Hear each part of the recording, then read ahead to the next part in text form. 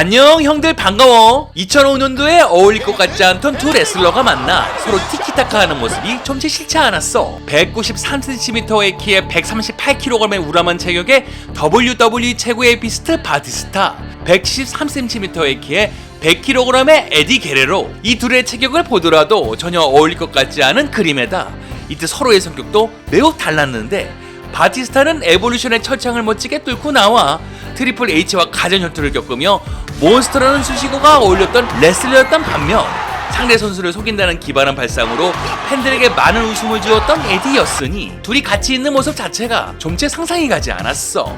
그러나 이내 팬들은 둘이 한데 뭉쳐 같이 활동하기를 원했고, 그런 바람을 채워주듯 이내 태그팀으로 뭉치며 같이 링 위에 올랐었는데, 심지어는 둘이서 방방이를 타고 유쾌하게 등장하는 모습은 현재 WWE의 손안에 드는 최고의 입장신으로 꼽힐 정도였지. 이렇듯 팬들에게 큰 즐거움과 깊은 여운을 남기며 짧지만 강한 인상을 주었던 두 레슬러의 이야기는 바로 지금부터 시작이야.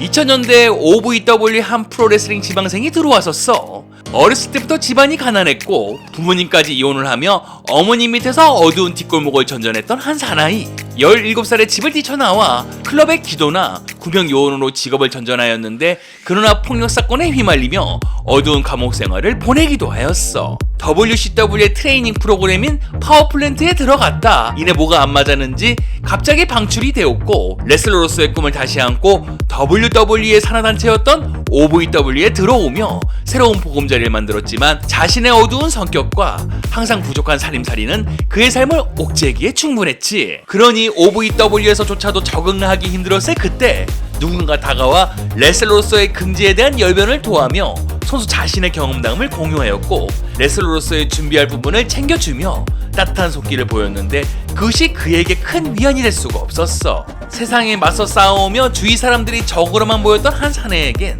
한 사람의 따뜻한 대우는 굉장히 생소하였고, 이내 그를 따르며 레슬러로서의 꿈을 점점 키워가게 된 사나이. 이때가 바로 WWE의 최고의 비스트 바티스타와 링의 악동 에디 게레로의 첫 만남이었어. 에디가 예상한 대로였을까? 레슬러의 신입의 때가 묻어있던 한 사내는 시간이 흘러 5년 후인 2005년 에볼루션이라는 스테이블을 박차고 나와 드디어 레슬매니아 21에서 세계 첫 챔피언이 되는 놀라운 모습으로, 이때부터 바티스타는 WWE의 간판 레슬러로 우뚝 서게 되었어. 그러나 이때 반대로 인생의 희비가 걸리는 사나이가 있었는데, 그것은 바로 에디 게레로. 2004년 노웨이 아웃에서 브록 레스너를 꺾고 생애 최초 WWE 챔피언에 올랐지만, 한 단체의 인기를 책임져야 한다는 중압감에 이때는 좀채 제대로 자신의 기량을 뽐낼 수가 없었어. 그리고 이때 악역 레슬러 JBL과 혈투를 벌이는 처절한 모습으로 돌변한 한 사내는 예전 발랄하고 쾌활했던 한 레슬러와는 상반된 모습이었고,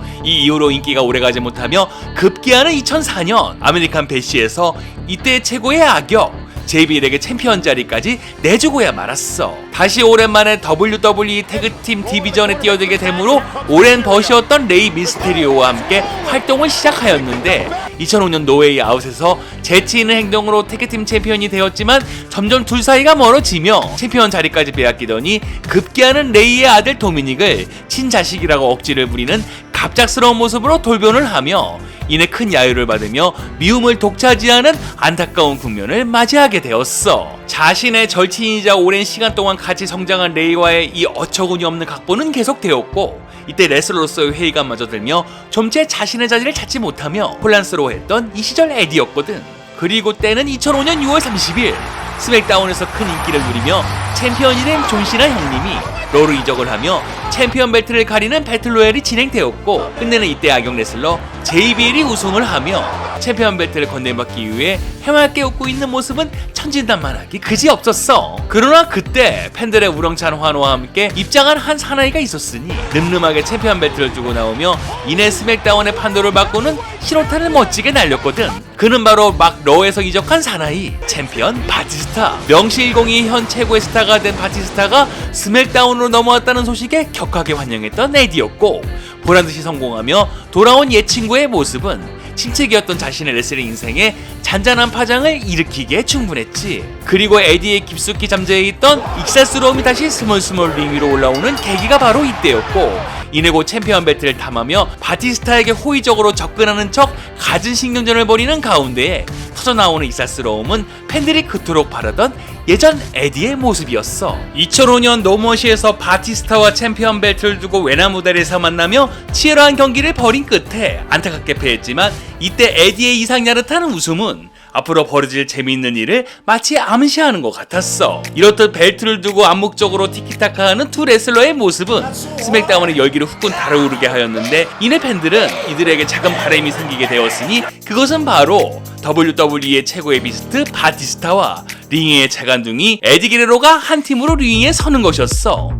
그리고 드디어 그 바람이 이루어지며 이내 두 사내는 같은 팀으로 활동하게 되었고 이때 동시대의 태그팀 M&M과 하이든리 로드 워리어, 랜디 오턴과 미스터 케네디 등 쟁쟁한 팀과 각축을 벌이는 동시에 그 둘 사이에서 벌어지는 깨같은 견제는 팬들에게 크나큰 즐거움이 되었지. 그리고 심지어는 하이든리의 경기 중 이때 갑자기 등장한 M&M의 체어 공격에 바티스타를 감싸주는 모습으로 서로 간에 다시금 우정이 싹트는 듯한 불씨는 앞으로의 이들의 행보를 더욱 기대하게 만들었어. 그리고 이러한 흐름 속에서 에디의 인기가 다시 급상승을 하며 드디어 바티스타, 랜디 오턴 그리고 에디 게레로 간 월드 헤비웨이트 챔피언십이 잡히게 되었고 팬들은 다시금 에디가 챔피언이 될지 이날의 경기를 손꼽아 기다리게 되었어.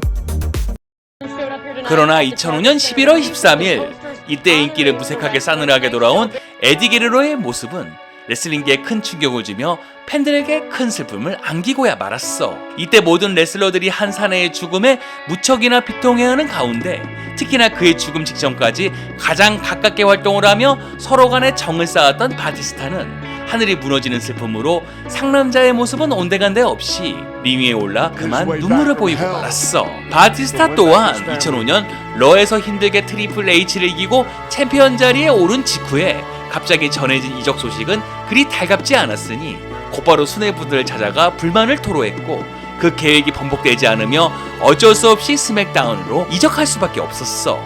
그러나 스맥다운으로 넘어온 이후 레슬링 인생의 새로운 국면을 맞이하게 되었으니 특히나 자신의 딸의 출산에 두려움과 불안감을 느꼈을 당시에도 따뜻하게 다가와 용기를 북돋아 주었던 마치 친형 같았던 존재가 거기에 있었고 처절한 투쟁과도 같았던 러에서 활동과는 정반대로 즐겁고 유쾌하게 링 위에 같이 올라가 주었던 마치 오랜 친구와도 같았던 선수가 그곳에 있었어. 한때 레슬러로서의 내리막을 걷고 있었으나 챔피언이 되어 돌아온 한 사나이를 있는 그대로 존중해 주었던 에디 게레로, 그리고 그를 따르며 즐겁게 링 위에 올랐던 바티스타, 그런 친구 때문에 두 번째 전성기를 맞이할 수 있었던 에디. 오늘은 뜨거운 우정으로 팬들에게 즐거움을 주었던 두 레슬러의 이야기를 가져와 봤어. 이렇듯 험난한 링 위에서도 뜨거운 우정으로 서로에게 용기를 북돋아 주었던 두 레슬러 간의 짧았던 활동은 이내 깊은 인상을 주었고 큰 웃음을 주며 링에 오름에 명실상부한 팬들이 만들어준 태그팀으로 우리의 추억 속에 영원히 기억될 거라 생각이 들었어. 맞지 형님들? 다음에도 형들이 좋아하는 레슬링 이야기로 찾아올게. 그럼 다음 시간까지 바이바이.